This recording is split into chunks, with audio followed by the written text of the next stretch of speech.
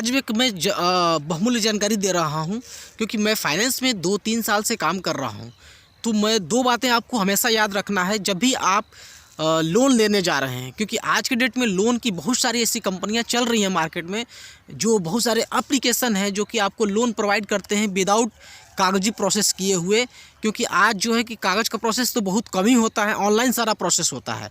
लेकिन आप बढ़िया से उनका जो रूल रेगुलेशन है लोन देने का, वो आप ज़रूर चेक कर लीजिए। और पहली चीज़ ये चेक करिए कि जिस तरह जगह से आप लोन ले रहे हैं क्या वो इनकॉर्पोरेटेड है या उसका इनकॉर्पोरेशन हुआ है, किस बैंक के साथ टाई अप है या नॉन फाइनेंसिंग बैंक है, या कोई एप्लीकेशन है तो वो कहाँ से रजिस्टर्ड है।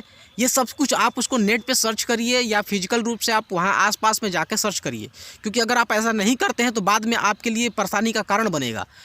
क्योंकि अगर ऐसा किए रहेंगे तो आपको ये समझ में आएगा कि नहीं, आप जो लोन लेने जा रहे हैं वो एक लीगल कंपनी है, लीगल एप्लीकेशन है, लीगल साइट है, ताकि आपको लोन क्लोज करने में आपको इसका बहुत मदद मिलेगा। और आप जो लोन भर रहे हैं उसके हर महीने का आपको स्टेटमेंट आपकी मेल आईडी पे आ रहा है या नहीं आ रहा है, ये भी आपको देखना ज़रूरी है। और आपका लोन लंबा प्रोसेस का है तो आपको 3 से 4 महीने में हमेशा हर महीने भी आप स्टेटमेंट निकाल के देखिए कि आपने पिछले जो लोन भरे हैं क्या आपके लोन अकाउंट में डिपॉजिट हो रहा है या नहीं हो रहा है। देखो, बहुत सारे लोग को ये भी पता है कि जो बैंक अकाउंट में खाता होता है वो सिर्फ वो सेविंग अकाउंट है, वहाँ से आपका बैलेंस कट जाता है। लेकिन अब वो बैलेंस कट करके आपके लोन अकाउंट में जाता है।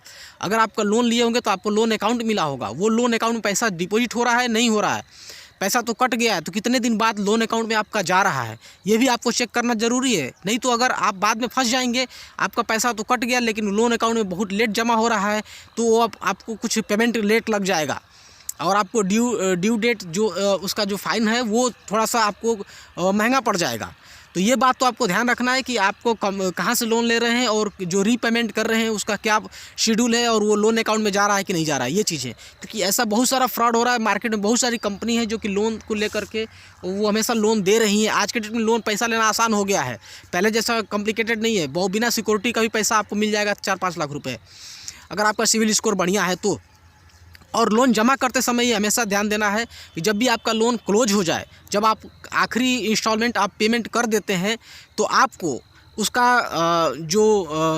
ये होता है एनओसी लेटर होता है, ठीक है, नो ऑब्जेक्शन लेटर, ये आपको लेना ज़रूरी है।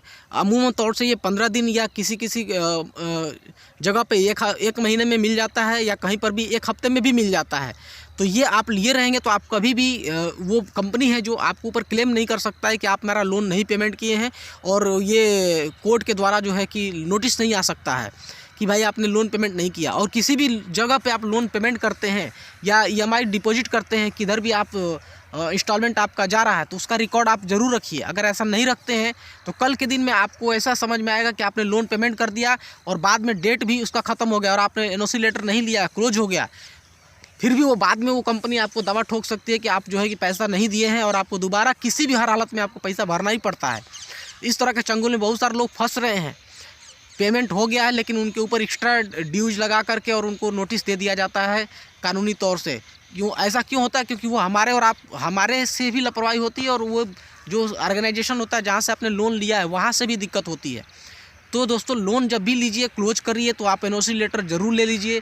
अगर आप थर्ड व्यक्ति को लोन पेमेंट कर रहे हो, वो जाके रीपेमेंट कर रहा है उधर जाके, इसका भी जायज़ा आप ज़रूर रखिए। अगर ऐसा नहीं करते हैं तो आपका पैसा और आपका जो चीज़ें हैं वो भी नुकसानदायक है। अगर आप कोई प्रोडक्ट परचेज करते हैं या पर्सनल लोन लेते हैं, होम लोन लेते हैं, कार लोन लेते हैं, कोई भी लोन लेते हैं, इन 2-3 बातों का आपको हमेशा ध्यान रखना है। क्योंकि फाइनेंस आप बड़ी मेहनत से कमाते हैं, पैसा बहुत मेहनत से आता है। अगर आप रीपेमेंट करते तो सही जगह पे जाना चाहिए। और यह सबको पता होने के बावजूद भी आज बहुत अच्छे भोले भाले लोग फंस रहे हैं इसमें, ठीक है। तो हमेशा हर महीने आप स्टेटमेंट लीजिए। अगर बैंक से लिए हैं तो आप बैंक में जाकर भी उनको आप पता करिए जहाँ से आपने लोन लिया है कि भरिए हमने कितने पैसे भर दिए। क्योंकि अमूमन याद नहीं रहता, लंबा लोन होता है तो याद नहीं रहता है कई महीने आप पेमेंट किए हैं और कई महीने आप नहीं किए हैं।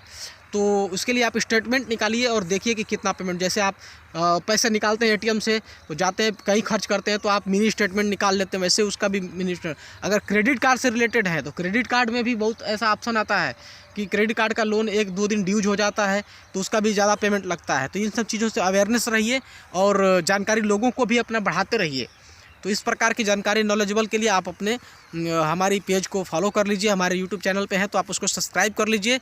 हम ऐसी जानकारी आपको देते रहेंगे। Thank you so much, all the best.